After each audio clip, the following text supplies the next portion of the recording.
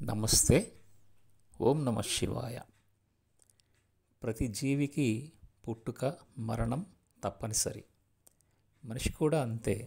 కానీ ఈ రెండింటి మధ్య జీవితం దేనికి? గత జన్మల కర్మలు తీర్చుకోవడానికి వచ్చిన మనిషిని నడిపే శక్తులు ఏమిటి? కనిపించేదాన్ని నమ్ముతాం, కానీ కనిపించని దాన్ని మూఢనమ్మకం అంటాం. అయితే మన ప్రాచీన ఋషులు నిగూఢ రహస్యాలను, జ్ఞానాన్ని జ్యోతిషం లాంటి శాస్త్రాల ద్వారా మానవాళి కోసం ఏం చెప్పారో చూద్దాం. మనిషి జన్మ ఒక సున్నితమైన ఉదయపు శ్వాసతో మొదలవుతుంది. ఆ మొదటి శ్వాస మరియు స్పర్శ అశ్విని నక్షత్రం అన్నమాట. మనిషి ఈ లోకంలోకి అడుగు పెడుతున్న ఆ క్షణం దేవ వైద్యులైనటువంటి అశ్విని దేవతలు పసితనాన్ని, పరుగు, దూకే శక్తిని, కొత్త ఆరంభాన్ని మనలో నింపుతారు. జననంలో తొలిసారి కన్నులు తెరవడమే కాకుండా ప్రపంచాన్ని ఆశ్చర్యంగా చూసే చిలిపితనం కూడా అశ్వినిదే. ఇలా పుట్టిన జీవం భరణిలో అడుగు పెడుతుంది. భరణి జీవితం మొదటి పాఠాన్ని నేర్పుతుంది. భరణి అంటే భరించే శక్తి. అమాయక శిశువు ప్రపంచపు భారాన్ని నెమ్మదిగా అర్థం చేసుకుంటూ తల్లిదండ్రుల సంరక్షణలో నిశ్శబ్దంగా పెరుగుతూ ఉంటుంది. యముడి కఠినత, నియమం, జీవితం ఒక బాధ్యత అనే భావం చాలా చిన్న వయసులోనే విత్తనం వేసినట్టు అవుతుంది. ఆ తర్వాత వచ్చే కృత్తికా నక్షత్రం, ఇది అగ్ని నక్షత్రం. బాల్యంలో కనిపించే కోపం, శక్తి, పదును వంటి శక్తులను మలచి మనల్ని మెరుగుపరుస్తుంది. చిన్నపిల్లవాడు మొదటిసారి ఇది వేడి, ఇది నొప్పి, ఇది పొరపాటు అనేది ఇక్కడే నేర్చుకుంటాడు. పెరుగుతున్న జీవం రోహిణిలో అడుగుపెట్టగా ముద్దు, ప్రేమ, అందం, ఆకర్షణ ఇక్కడే మొదలవుతాయి. చిన్నారిలో మొలకెత్తే కళల ప్రపంచం, రంగులు, ఆహారం, అందం అంటే ఇష్టం అన్నది రోహిణి వరంగా ఇస్తుంది. తల్లిదండ్రులు పిల్లవాడిలోని సృజనను మొదటిగా గమనించే దశ ఇది. ఇక్కడే మృగశిర మనిషిని అన్వేషణలోకి నెడుతుంది. ఇది ఎందుకు, అది ఎలా, ఇది నిజమా అన్న ప్రశ్నలు మొదలవుతాయి. చిన్న వేటాడే జింకలాగా ప్రపంచం అంతా తెలుసుకోవాలనే ఆసక్తి ఉరకలేస్తుంది. పాఠశాలలో మొదటి స్నేహాలు, మొదటి ఆసక్తులు, మొదటి భయాలు అన్నీ ఇక్కడ వికసిస్తాయి. ఆ తర్వాత మనిషి కౌమార దశ, దానిలోకి అడుగు పెడతాడు. ఇక్కడే ఆర్ద్ర నక్షత్రం పనిచేస్తుంది. భావోద్వేగాలు మొదటిసారిగా అలల్లాగా ఎగిసిపడతాయి. ఏడుపు, కోపం, అసంతృప్తి ఇవన్నీ కూడా రుద్రుడి వర్షం, పిడుగుల్లా ఉంటాయి. ఉదాహరణకి, పెరిగే పిల్లవాడికి చిన్న విషయాలకి ఎందుకు బాధ అనే ప్రశ్నకు సమాధానం ఆర్ద్రలో ఉంటుంది. మనిషి హృదయం మొదటిసారిగా లోతైన అనుభూతిని ఇక్కడే పొందుతుంది. మళ్ళీ ఒక ప్రశాంతమైన దశ, అది పునర్వసు. తుఫాన్ తర్వాత వచ్చే హాయి గొలిపే చల్లని గాలి. మనసు మళ్ళీ పునర్జన్మను పొందుతుంది. విద్య, విలువలు, మార్గం అన్నీ సరిగ్గా సరిపోతాయి. మరింత స్పష్టతతో జీవితాన్ని చూడడం మొదలవుతుంది. అదే హాయి, శాంతి పుష్యమి నక్షత్రంలో బలమవుతుంది.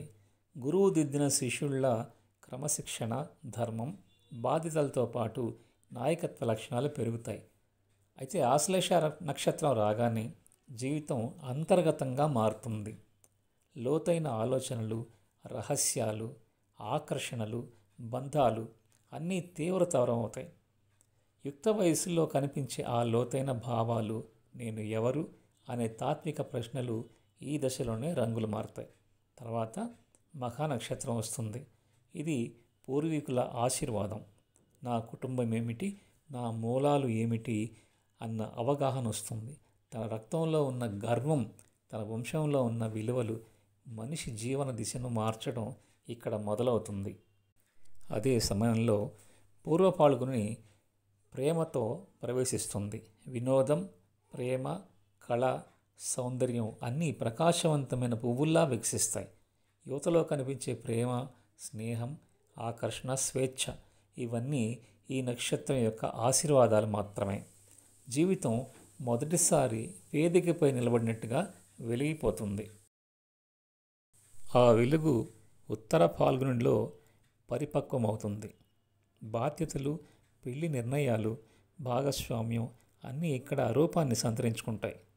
పెళ్లికి ముందు మనిషిలో ఉన్న ప్రశాంతత కానీ, గంభీరత కానీ ఇవంతా కూడా ఉత్తర ఫాల్గుని వల్ల వచ్చిందే అనుకోవాలి. దాంతో హస్తాలు నైపుణ్యాలు పుడతాయి. చేతి పనులు, నైపుణ్యం, తెలివి, శక్తివంతమైన కృషి అన్నీ రూపుదిద్దుకుంటాయి. కెరీర్ ఇక్కడే బలమైన పునాదిని వేసుకుంటుంది. ఈ ఆధారం మీదనే చిత్తా నక్షత్రం సృజనాత్మకతను శిఖరానికి తీసుకువెళ్తుంది. కళ, డిజైన్, అందం, నిర్మాణం అన్నీ శిఖరాగ్రానికి చేరుకుంటాయి. ఇది జీవితంలో పెద్ద పెద్ద నిర్ణయాలు తీసుకునేటువంటి దశ. ఏం నిర్మించాలని అనుకుంటున్నావు అనే ప్రశ్నకు సమాధానం ఇక్కడే చిత్తాలో లభిస్తుంది. ఆ తర్వాత స్వాతి నక్షత్రం. ఇది స్వేచ్ఛ, స్వాతంత్రం అంటూ జీవితం ఒక్కసారిగా విస్తరింపజేస్తుంది. మనిషి తన దారిని తానే ఎంచుకునేటువంటి దశ ఇది. వాయువులా తేలిగ్గా స్వేచ్ఛా స్వరూపం దాలుస్తుంది. అలా విచ్చుకున్న జీవం విశాఖలో భాగస్వామ్యం మరియు లక్ష్యాల వైపుకి వెళ్తుంది. ఈ దశలో నేను నా లక్ష్యాన్ని చేరుకోవాలి అనేటువంటి అంతర్గత అగ్ని మొదలవుతుంది. ఆ తర్వాత వచ్చే అనురాధ, ప్రేమ, స్నేహం, కట్టుబాట్లపై అవగాహన మరియు ఇదే సమయంలో మనుషుల జీవితం నమ్మకం అనే పునాది మీద బలపడుతుంది అన్న విషయం ఇక్కడ అర్థమవుతుంది.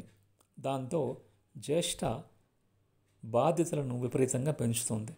కుటుంబం, ఉద్యోగం, సమాజం అంతా పరిపక్వతను కోరుకుంటారు. ఇది జీవితంలోని ఒత్తిడిని కలిగించే శిఖరాగ్ర దశ.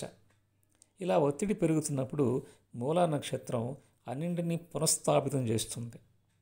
జీవితం ఒక పెద్ద మార్పు దిశగా నడుస్తుంది. లోపల నిజమైన మనిషి ఎవరో బయటకు రావడం ఇక్కడే జరుగుతుంది. పూర్వాషాఢలో ధైర్యం, విజయం అనే నమ్మకం పెరుగుతాయి. ఉత్తరాషాఢలో విజయం, కీర్తి, గౌరవం, స్థిరత్వంతో జీవితం శిఖరాగ్రానికి చేరుతుంది. శ్రవణాల్లో జ్ఞానం పరాకాష్ఠకు చేరుతుంది. జీవితంలో ఒక కొత్త పరిణతి కనిపిస్తుంది. వినేటువంటి శక్తి, అర్థం చేసుకునే సామర్థ్యం అన్నీ లోతుగా ఉంటాయి. ఇకపోతే ధనిష్ఠ నక్షత్రంలో ధనం, శక్తి, సామాజిక స్థానం పెరుగుతుంది. మనిషి ప్రపంచానికి సేవ చేయాలనే సంకల్పంలోకి అడుగు పెడతాడు. తర్వాత శతభిష నక్షత్రం చికిత్స, ఆత్మ పరిశీలన, ఒంటరితనంలోని శాంతిని గ్రహింపజేస్తే జీవితం యొక్క లోతైన గాయాలు ఇక్కడ నయమవుతాయి. పూర్వభాద్రలో తాత్వికత పెరుగుతుంది. మనిషి ఎందుకు జీవిస్తున్నాడు, ఇటువంటి ప్రశ్నలు పెద్దవవుతాయి. ఉత్తరాభాద్రలో భారం విడిచిపెట్టే దశ మొదలవుతుంది. క్షమ, కరుణ, దయ ఇవన్నీ హృదయాన్ని మృదువుగా చేస్తాయి. చివరిగా రేవతి నక్షత్రం. ఈ నక్షత్రం యాత్ర పూర్తి కావడానికి ముందు వచ్చే ప్రశాంతమైన స్వరం. మనిషి తన ప్రయాణం ముగింపుకు చేరుతున్న అంతిమ శ్వాస కూడా ప్రేమతో, కాంతితో నిండి ఉండాలి. రేవతి ఒక గొప్ప గమ్యం. జీవిత పాఠాలన్నింటినీ సుమధురంగా సమీకరించే దివ్యమైన అంతం. ఇది మానవ జీవిత యాత్ర. అశ్విని నుండి రేవతి వరకు ఇలా ఉంటుంది. పుట్టుక నుండి మృత్యు వరకు ప్రతి నక్షత్రం మనలో ఒక అధ్యాయంలో నడుస్తూ మనిషిని సంపూర్ణం చేస్తూ ముందుకు తీసుకెళ్తుంది. అయితే ఒక్కో నక్షత్రానికి 4 పాదాలు ఉంటాయి. ఒక్కో పాదం మరికొంత లోతైన ఎన్నో రహస్యాలను తెలుపుతుంది. తద్వారా మనిషి ఎక్కడ తప్పులు చేస్తే ఏ నక్షత్ర పాదంలో జన్మిస్తాడో ముందు వీడియోల్లో తెలుసుకుందాం. ఓం నమః శివాయ.